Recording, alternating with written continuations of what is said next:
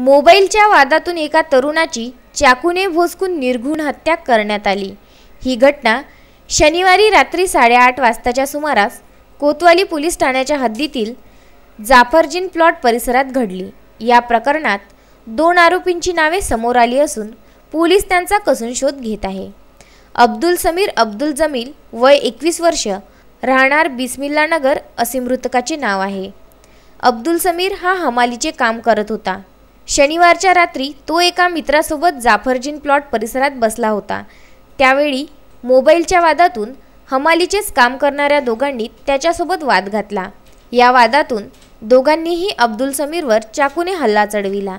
त्यामुळे अब्दुल समीर जीव वाचविण्याच्या प्रयत्नात तेथून धावत सुटला।